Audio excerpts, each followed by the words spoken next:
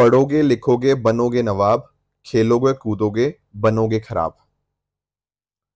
दोस्तों जब आप बड़े हो रहे थे आप लोगों ने पक्का ही ये वाली लाइन आपने बचपन में या अभी सुनी होगी। अब पिछले कुछ दिनों के अंदर बहुत सारे स्टूडेंट्स ने मेरे से पूछा, सर ओलंपिक गेम चल रहे हैं, ओलंपिक्स की अगर हम बात करें तो भारत की जनसंख्या लगभग 140 करोड़ है, एंड हमारे यहाँ से अभी तक सिर्फ 3 ही मेडल क्यों आ पाए हैं, जबकि हमारे से बहुत कम पॉपुलेशन वाले बहुत सारी कंट्रीज हैं, उनमें मेडल्स की संख्या बहुत बहुत बहुत ज्यादा है हमारे से। अब ऐसा क्या कारण है? देखो इसके पीछे बहुत सारे कारण हैं, मैं कोई एक रीजन नहीं कह रहा, बट ये वाली जो मेंटेलिटी है ना, ये भी एक बहुत मेजर रीजन बन जाती है। बचपन से ही हमारे दिमाग में ये डाला जाता है कि जो इंसान एजुकेशन में पढ़ाई में अच्छा कर रहा है, कहीं ना कहीं वो एक अच्छी चीज़ है। ऑन द अदर हैंड मान लीजिए कोई स्पोर्ट्स में कुछ करने की कोशिश कर रहा है, तो उसको अक्सर हमारी सोसाइटी के डिफरेंट डिफरेंट स्टेक होल्डर्स इस चीज़ को डिस्करेज करते हैं। इवन हमारे जो टीचर्स होते हैं ना हमारे स्कूल्स के अंदर, वहां पर भी स्पोर्ट्स को बहुत ज़्यादा अहमियत नहीं दी जाती। मैं देखो खुद भी जब मैं पढ़ता था तो हमारे यहाँ पे भी एक हफ्ते में 1 घंटे का स्पोर्ट्स पीरियड हुआ करता था। मतलब मंडे टू सैटरडे में ना 1 घंटा, बस एक एक दिन होता था, ठीक है, पूरा हफ्ता नहीं, रोज की बात नहीं कर रहा, पूरे 6 दिनों के अंदर बस 1 घंटे का एक स्पोर्ट्स पीरियड होता था। एंड वो भी कभी होता था कभी नहीं होता था। कभी हमारे मैथ्स के टीचर उसकी जगह बोल देते थे कि नहीं हम मैं ये एक्स्ट्रा पीरियड ले लेता हूँ, ये तो ऐसे बच्चे क्या करेंगे इस 1 घंटे में खेल के। Are you getting the point? तो बहुत सारे रीजंस हैं। हमारे यहाँ पे एक चीज बोली जाती है that is catch them young. जितना बच्चों को हम कहीं ना कहीं यहाँ पर देख पाएंगे जो स्पोर्ट्स के अंदर अच्छे हैं, उसी तरह से उनको हम यहाँ पर इस सेक्टर की तरफ, इस चीज की तरफ लेकर आ पाएंगे। एंड डेफिनेटली देखो ओलंपिक्स इतनी बड़ी चीज हो जाती है, तो इंडिया जब उसमें पीछे रहता है, उतने ज्यादा मेडल्स हम नहीं लेकर आ पाते, तो कहीं ना कहीं वो बहुत बड़ी कंसर्निंग बात है। और ये कोई एक दिन का प्रोसेस नहीं है कि कल अगले बार से हम मेडल्स अच्छे लेके आ जाएंगे, नहीं। ये एक इसमें टाइम लगेगा, एक शिफ्ट आने में एक समय लगता है, नो डाउट अबाउट इट, पर उसकी एक शुरुआत तो होनी चाहिए ना। और वो शुरुआत और कोई नहीं, सरकार को तो करेगी करेगी, पर मैं और आप लोग, हमारी सोसाइटी, इनको भी यहाँ पे डेफिनेटली स्टेप्स लेने पड़ेंगे।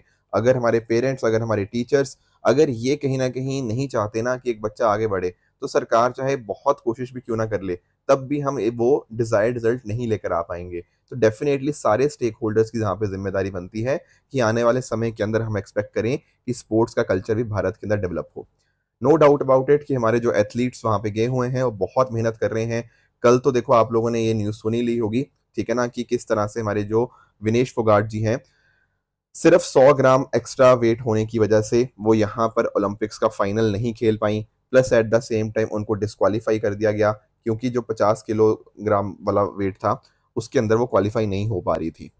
अब ये देखो बहुत ही कंसर्निंग बात है। उम्मीद ये रहेगी, इन्होंने यहाँ पर इस डिस्क्वालिफिकेशन को चैलेंज भी किया है, तो हो सकता है कि शायद कुछ एक उम्मीद यहाँ पे बनी हुई है कि हो सकता है इनको शायद शेड सिल्वर मिल जाए, बट दैट इज समथिंग जो कि डिसीजन आने पे पता लगेगा। बट अभी के लिए इन्होंने बहुत अच्छे से परफॉर्म किया, बट कुछ टेक्निकल रीजंस की वजह से, जिनकी वजह से उनका वेट बढ़ गया, वो वेट ना कम होने की वजह से ये फाइनल नहीं खेल पाई। तो काफी दुख हुआ ये बात जान के, राइट। दोस्तों स्टार्ट करते हैं आज की डिस्कशन। डेट है आज की 8 अगस्त 2024, एंड आप सभी का स्वागत है आज के प्रीलिम बूस्टर न्यूज डिस्कशन के अंदर। पहला जो हम टॉपिक डिस्कस करेंगे that is with regards to yen carry trade. अब ये जो वर्ड है ना येन कैरी ट्रेड, अपने आप में समझना थोड़ा सा मुश्किल हो जाता है, बट हम डिस्कस करेंगे। एक्चुअल में ना देखो, वैसे कल तो स्टॉक मार्केट ऊपर था, बट अदरवाइज पिछले कुछ दिनों की हम बात करें ना, तो हमें ऐसा देखने को मिल रहा है कि जो शेयर मार्केट है उसमें एक गिरावट देखने को मिल रही है। और मैं भारत की ही बात नहीं कर रहा, दुनिया में ज्यादातर आपको शेयर मार्केट में ये गिरावट देखने को मिल जाती है, ठीक है। इसके पीछे बहुत सारे कारण हैं, नो डाउट अबाउट इट, पर एक मेजर कारण जो है that is yen carry trade. अब आप पूछेंगे सर इसका अर्थ क्या है? देखो येन आप समझते हो, बिल्कुल सर, जापान की करेंसी है, जापानीज येन, राइट, ठीक है। अब अगर आप थोड़ा जापान की करेंसी के बारे में जानते हो ना, तो आप एक चीज नोटिस करते होंगे कि जापान के अंदर ना जो इंटरेस्ट रेट्स हैं वो बहुत कम होती हैं। इनफैक्ट आपको जीरो इंटरेस्ट रेट भी देखने को मिल जाएगा। यानी कि लेट्स से ये एक बंदा है, इसको पैसा उधार पे चाहिए, तो वहां पर उसको जो पैसा उधार पे मिल जाता है ना, बहुत आसानी से मिल जाता है, जिसको हम जीरो इंटरेस्ट रजीम के नाम से भी जानते हैं। यानी कि इसको पैसा बहुत आराम से मिल जाएगा अगर इसको पैसा चाहिए, ठीक है। अब इसको बहुत आराम से पैसा मिल गया, 0% इंटरेस्ट रेट पे पैसा मिल गया। अब पता है क्या करेगा? अब ये पैसे को अलग अलग जगह पे इन्वेस्ट करेगा, बहुत सारी जगह कर सकता है, नो डाउट अबाउट इट, पर कहीं ना कहीं ये दुनिया की अलग अलग जो इक्विटी मार्केट्स होती हैं वहां पर भी ये पैसे इन्वेस्ट करते हैं। तो होता पता क्या है, दुनिया की स्टॉक मार्केट्स के अंदर बहुत सारा पैसा जापान से आता है। क्यों? क्योंकि वहां पर इंटरेस्ट रेट्स बहुत कम थे, एंड अकॉर्डिंगली वहां से पैसे उधार पे लेके दूसरी और कंट्रीज में इन्वेस्ट करना वहां के इन्वेस्टर्स के लिए बहुत आसान चीज हो जाती है। ठीक है, ये बात तो चलो समझ आई। अब पिछले कुछ दिनों के अंदर हुआ पता क्या है, जो बैंक ऑफ जापान है ना, इसने यहाँ पर ये जो इंटरेस्ट रेट थे इनको बढ़ा दिया है। अब ये इंटरेस्ट लगभग 0.25% हो चुके हैं। तो अब आप एक चीज बताओ, पहले जो जापान की तरफ से जो जापान के इन्वेस्टर्स थे वो बहुत आराम से इंटरेस्ट आपका लोन ले लेते थे पैसा, एंड अकॉर्डिंगली बाकी जगह पे इन्वेस्ट कर देते थे। पर अब जब उनको पता लग गया है कि आपके यहाँ पे इंटरेस्ट रेट महंगे हो चुके हैं, एंड ऐसा उम्मीद है कि हो सकता है ये इंटरेस्ट रेट आगे फ्यूचर में और भी महंगे हो, उससे दिक्कत क्या आएगी? उससे दिक्कत यही आएगी कि यहाँ पर हम नोटिस करेंगे कि दुनिया भर में एक हमें सेल ऑफ देखने को मिलेगा इक्विटी मार्केट से। अब वो पैसा अपना वहां से निकालने लग जाएंगे।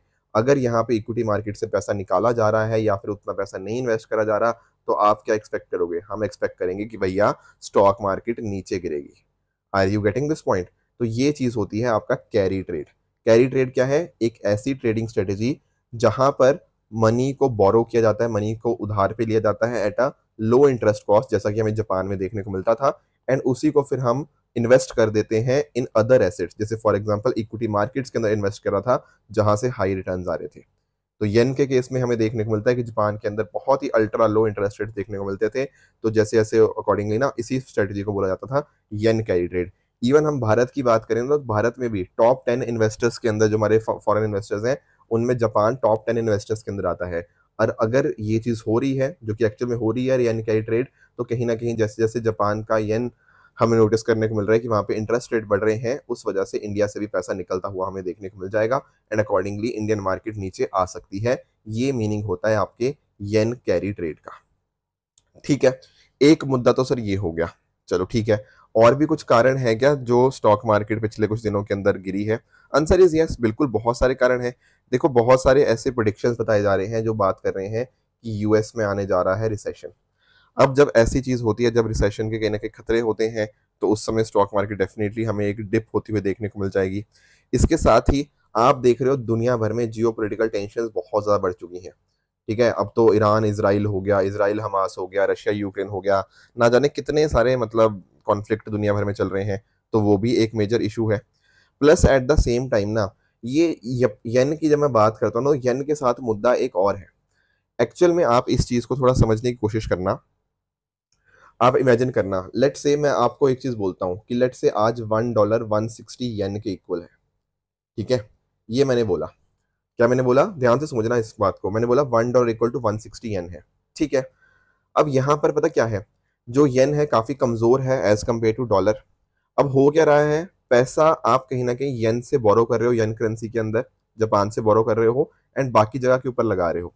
फिर जब कहीं ना कहीं पैसा आपके पास वापस आएगा तो खूब आप पैसा कमाओगे। ऐसे ही हम देख रहे थे येन कैरी ट्रेड का मतलब, बिल्कुल ठीक बात है। बट दिक्कत पता क्या आ रही है, पिछले कुछ समय से ना जो येन है वो स्ट्रांग होता हुआ देखने को मिल जाएगा।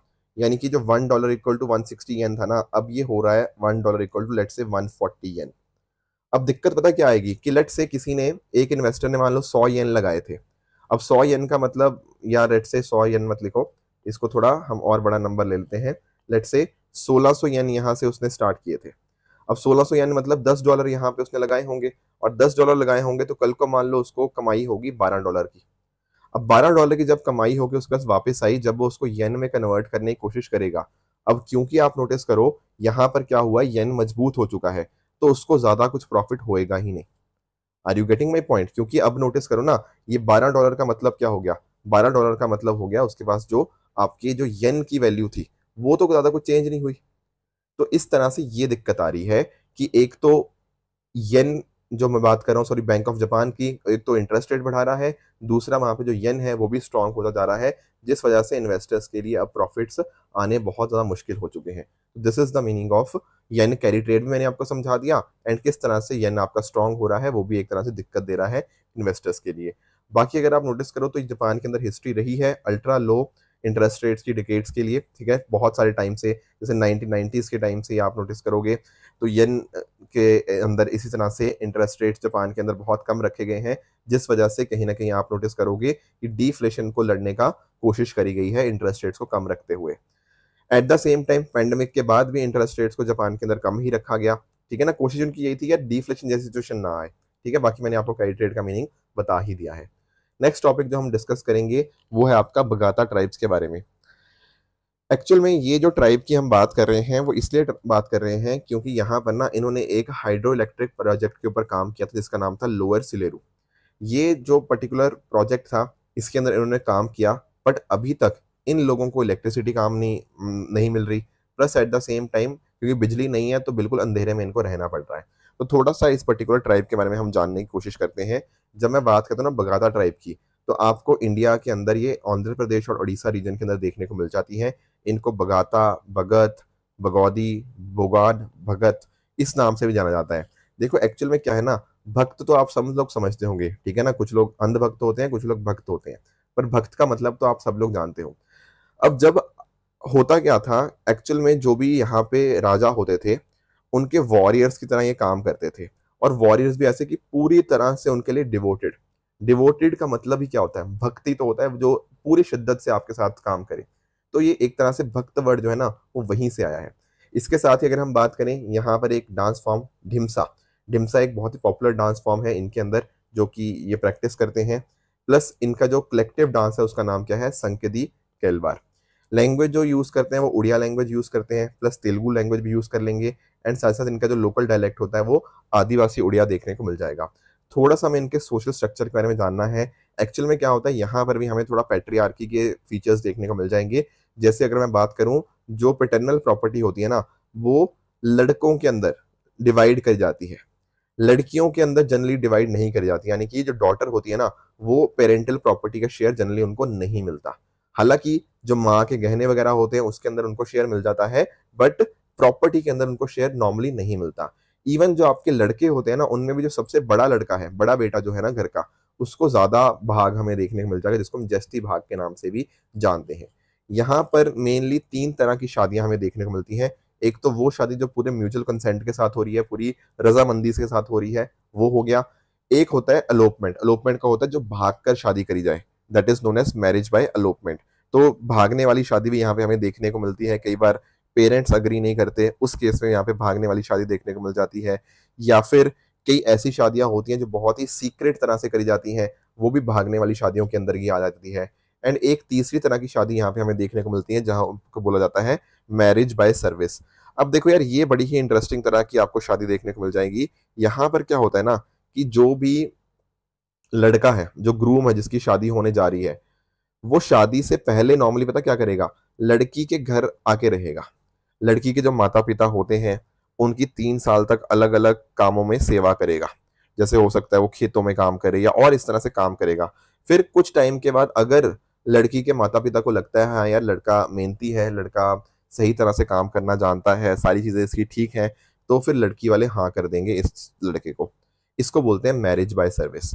अलग अलग जगह पे इसके अलग अलग फॉर्म्स देखने को मिल जाते हैं। कई बार शादी से काफी पहले होता है ये चीज, कई बार शादी के समय या थोड़ा उससे जस्ट पहले होता है, राइट, या फिर शादी के बारे में जब बात चल रही होती है उस समय भी ये चीज हो सकती है। तो इस तरह से 3 तरह की शादियां हमें यहाँ पे मेजरली देखने को मिल जाती है। अगला दोस्तों जो टॉपिक हम डिस्कस करेंगे दैट इज इंडियन सीरीज के बारे में। यहाँ पर आप पिक्चर देख रहे होंगे, ये है इंडियन सीरीज ट्री, राइट। बहुत ही कॉमन ट्री कई बार हमें देखने को मिल जाता है। अभी एक्चुअल में ये जो ट्री है ना काफी ज्यादा न्यूज में है, क्योंकि यहाँ पर रिवर गोदावरी जो है, ईस्ट गोदावरी डिस्ट्रिक्ट के अंदर एक यहाँ पे हमें ट्री देखने को मिलता था। ये अपने आप में सदियों पुराना पेड़ था। ये अभी रिसेंटली सॉइल इरोजन की वजह से ये सदियों पुराना जो पेड़ था ये टूट गया है, राइट, कोलैप्स कर गया पूरी तरह से। तो ये पर्टिकुलर ट्री न्यूज में आ चुका है, तो थोड़ा सा हमें इसके बारे में जानना चाहिए। पहली बात आप नोटिस करो, ये जो ट्री है ये India and south east Asia के नेटिव आपको देखने को मिल जाएगा।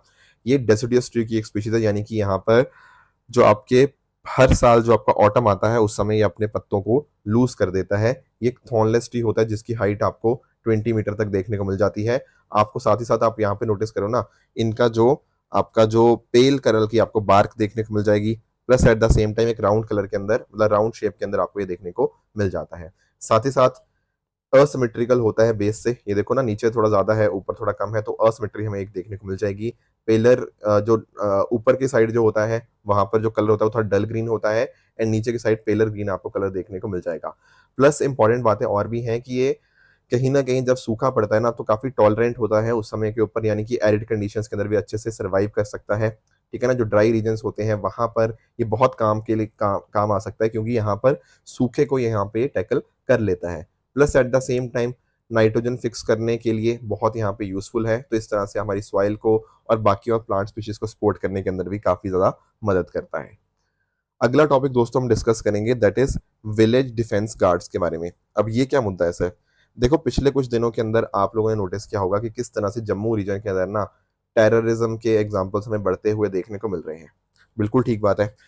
अब एक्चुअल में ना ये कोई पहली बात नहीं है कि ऐसा चीज हो रही है। एक्चुअल में अगर हम आज से लगभग 30 साल पहले जाएं तो 1993 के अंदर किश्तवाड़ के अंदर ना एक मैसेकर हुआ था, उसके अंदर 13 लोगों को अपनी जान गंवानी गई थी।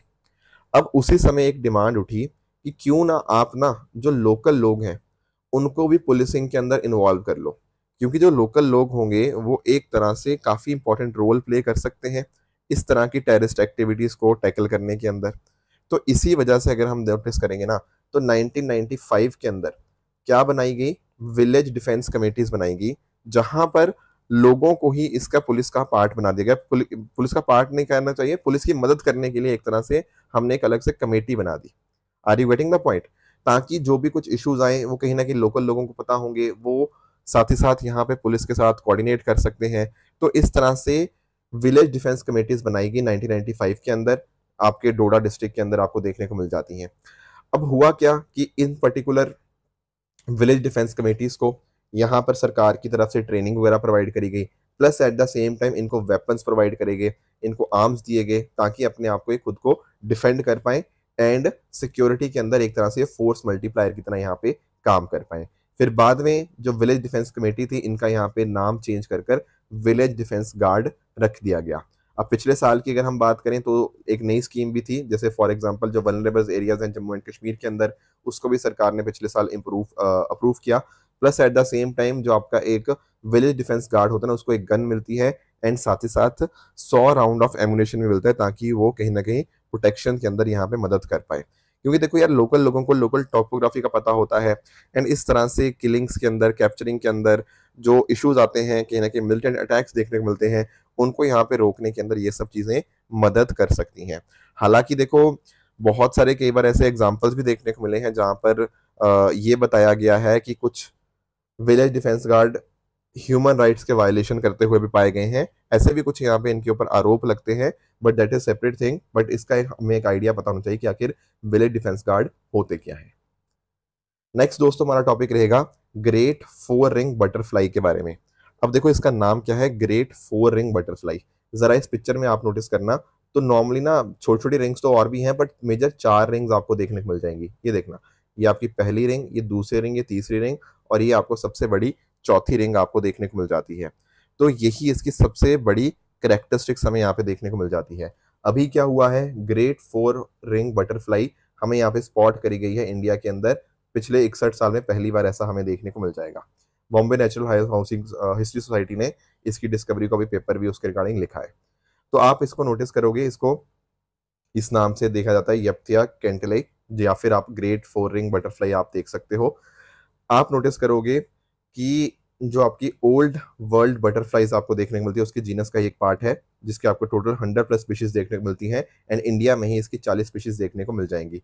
हालांकि मैक्सिमम जो है आपको चाइना के अंदर देखने को मिलती है इस तरह की बटरफ्लाईज, पर इंडिया में भी ठीक ठाक मात्रा में आपको देखने को मिल जाती है। बाकी इसके अलावा नेपाल, भूटान, म्यांमार हो गया, हमारा भारत का नॉर्थ ईस्टर्न पोर्शन हो गया, वहां पर आपको देखने को मिल जाएंगे।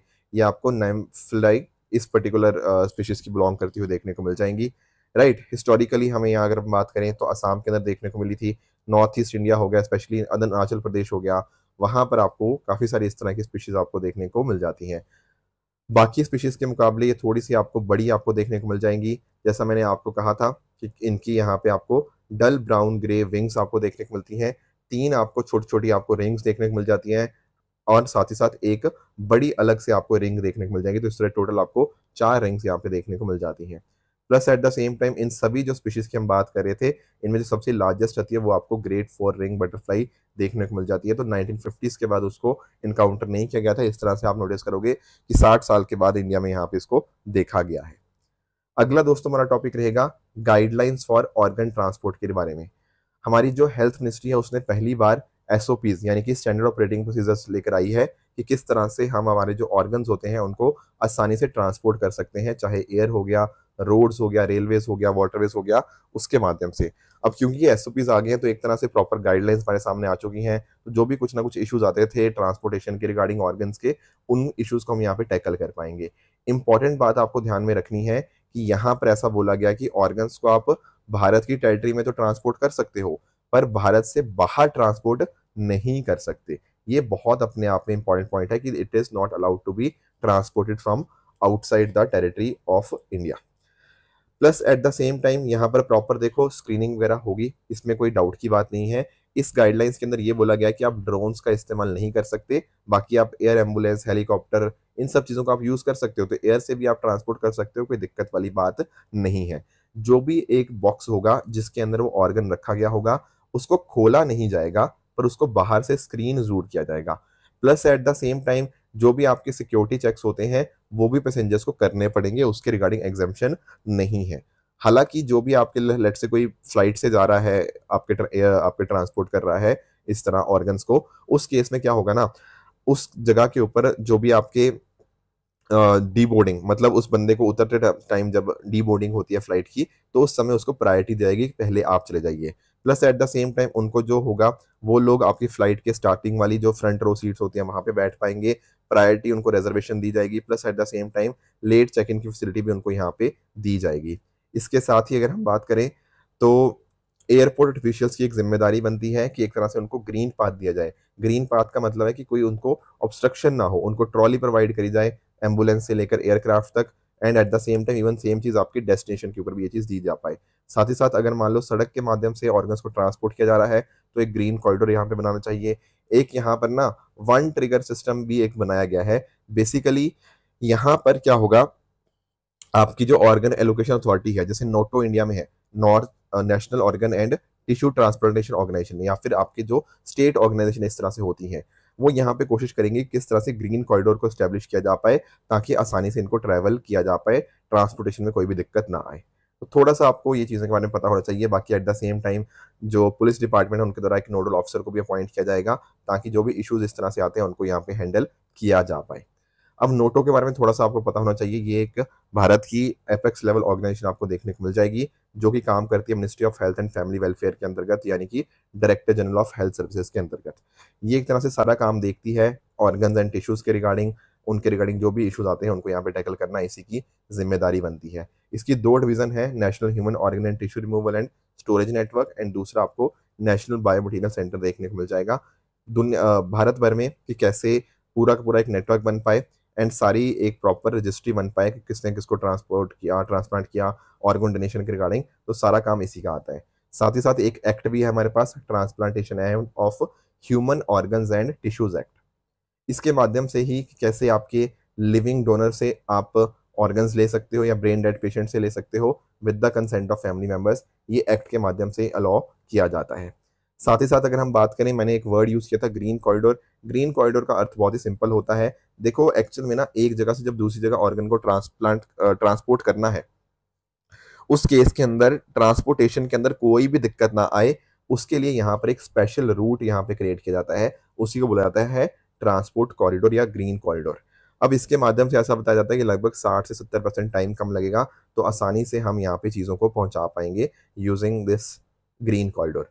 तो होता क्या है, यहाँ पर आप नोटिस करोगे जब डोनर फैमिली का कंसेंट मिल जाता है, उसके बाद ऑर्गन्स मैच भी कर लिए जाते हैं रेसिपिएंट को, तो अकॉर्डिंगली हॉस्पिटल का जो स्टाफ है ना वो पुलिस कमिश्नर के साथ बातचीत करता है, एंड अकॉर्डिंगली यहाँ पर ग्रीन कॉरिडोर को एस्टेब्लिश किया जाता है, देखा जाता है कि सबसे फास्टेस्ट रूट कौन सा है। फिर अकॉर्डिंगली लोगों को बीच में प्लेस किया जाता है ताकि कोई दिक्कत ना आए रास्ते के अंदर, मान लो रोड ब्लॉकेड वगैरह ना हो, ट्रैफिक को कैसे मैनेज करना है, वो सारी चीज़ें, रेड लाइट के अंदर एम्बुलेंस ना फंस जाए, ये सारी चीज़ें देखी जाती हैं।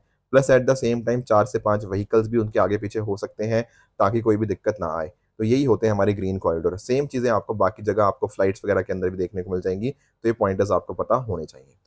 दोस्तों ये थी आज की डिस्कशन। अब चल लेते हैं अपने पीवाईक्यूज की तरफ। आज के जो 2 पीवाईक्यूज है ना, बहुत ही आसान है। एक तो पहला क्वेश्चन है सीजनल रिवर्सल ऑफ विंड्स के बारे में, एंड दूसरा आपका होमवर्क रहेगा विद रिगार्ड्स टू आपके वेस्टर्लीज के बारे में। तो दोनों क्वेश्चंस काफी इजी हैं। इन क्वेश्चंस का आंसर आप मुझे नीचे कमेंट्स में बता सकते हो। कल मैंने आपको जो होमवर्क दिया था, एक तो ये था कि टेम्परेचर डिक्रीज करता है विद इंक्रीज इन हाइट। अब देखो आप लोगों ने ना लैप्स रेट का कॉन्सेप्ट पढ़ा ही होगा। लैप्स रेट के अंदर हमें देखने को मिलता है कि जैसे जैसे हम 1 किलोमीटर ऊपर जाते हैं, लगभग हमारा जो टेम्परेचर है वो 6.5 डिग्री सेंटीग्रेड के करीब करीब हमें डिक्रीज होता हुआ देखने को मिल जाएगा। इसका जो पहला स्टेटमेंट है बिल्कुल ठीक है कि एटमॉस्फेयर को हीट अप होता है only from the earth surface. तो ये बात अपने आप में करेक्ट है। जैसे जैसे आप ऊपर जाते हो, जैसे जैसे आप हाइट पे जा रहे हो, अकॉर्डिंगली आपका जो एयर प्रेशर है हमें वो कम देखने को मिलेगा, क्योंकि ऊपर हमें एयर कम देखने को मिलती है।